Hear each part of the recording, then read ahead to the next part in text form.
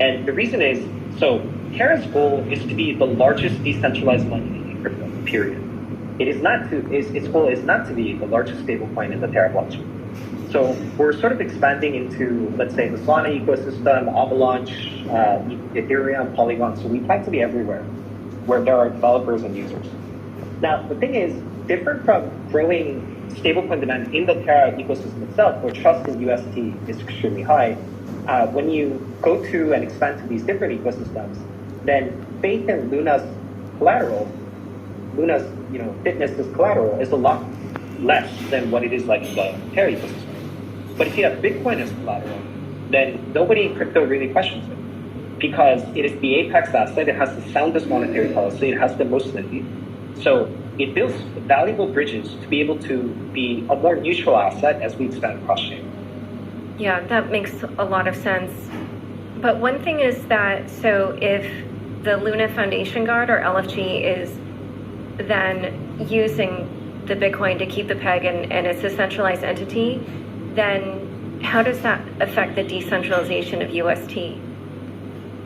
Yeah, so that's a good question. So LFG is a vehicle that we put together in order to facilitate the initial capital formation of this Bitcoin reserve and to fund research such that we can have credible bridging options from Bitcoin to Terra, right?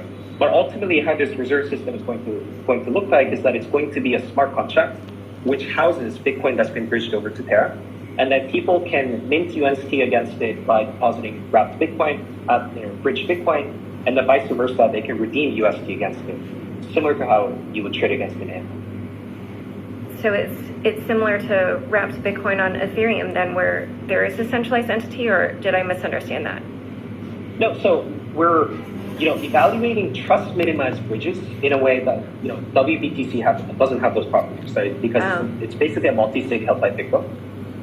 Whereas for this, we're exploring mainly Litecoin based solutions.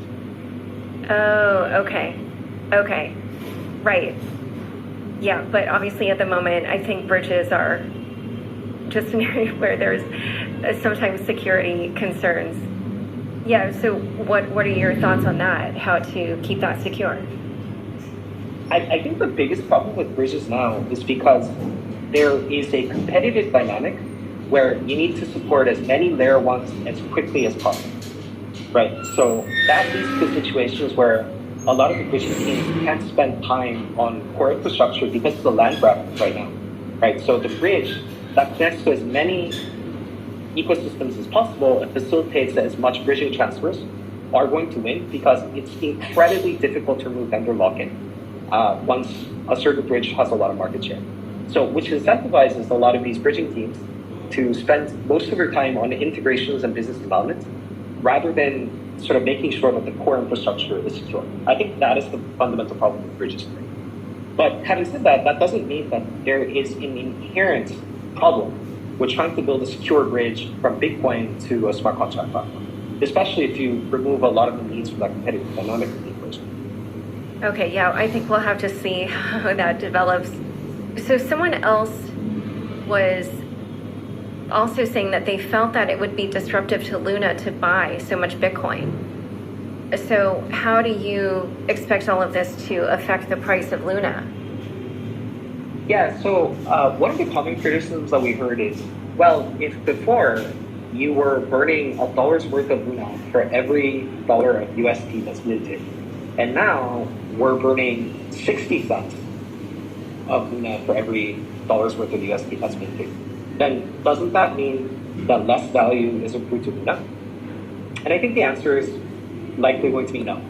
And that's because even though the total share of the collateralization effect from minting UST is lessened through this change, I think overall we would be able to grow the pie of people that are willing to transact and hold UST across multiple different blockchains to a magnitude that wouldn't have been possible if UST only had one collateral counterparty, right? So by adding Bitcoin, I think we'd be able to win hearts and minds of a lot more people in crypto and a lot more users than just doing this solo. So I think the overall pie is going to get larger, even though the size of it would capture potentially lower.